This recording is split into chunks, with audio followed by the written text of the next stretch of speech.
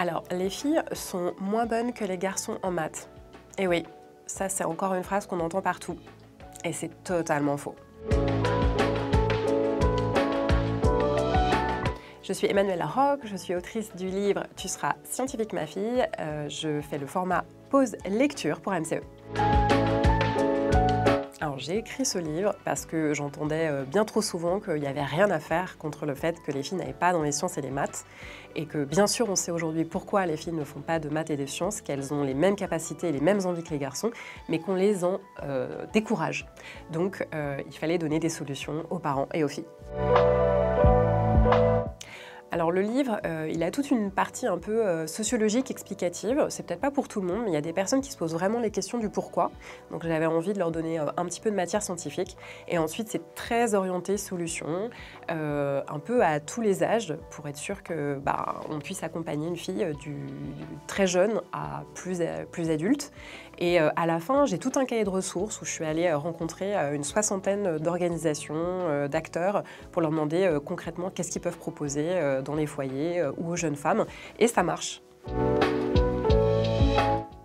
Il y a un espèce de mythe très répandu, comme quoi les filles n'auraient pas confiance en elles. Et ça fait beaucoup de mal aux filles, parce qu'elles finissent par le croire. Voilà. Alors, la peur de l'échec, c'est un peu un mal français, hein. C'est-à-dire que on a toujours peur de faire quelque chose qui tomberait à côté parce qu'on nous éduque en pointant nos erreurs plutôt qu'en pointant nos forces. Donc regarde tes forces et puis en fait on apprend par essai-erreur tout le temps. Donc vas-y, plante-toi. Il y a plein d'influenceurs et d'influenceuses qui sont super à suivre sur les réseaux sociaux. Je pense à Estelle Collard, notamment sur tout ce qui est les mathématiques appliquées. Donc il y a aussi l'opportunité pour toi de créer ta propre chaîne et de partager tes savoirs. Donc il ne faut pas hésiter. En fait, on peut redécouvrir une matière tout au long de la vie. Il faut rentrer par quelque chose qui a du sens pour nous. Si tu aimes, je sais pas, l'équitation, les chevaux, c'est un moyen pour toi peut-être de rentrer dans la biologie. Si tu aimes regarder les étoiles, c'est une façon pour toi d'entrer sur la physique. Donc juste pars de ce qui a du sens pour toi et puis si tu t'intéresses, tu rentreras forcément par les sciences à un moment ou à un autre. Moi, je te conseille les figures de l'ombre pour voir le rôle déterminant qu'ont joué les femmes à la NASA pour envoyer des hommes sur la Lune.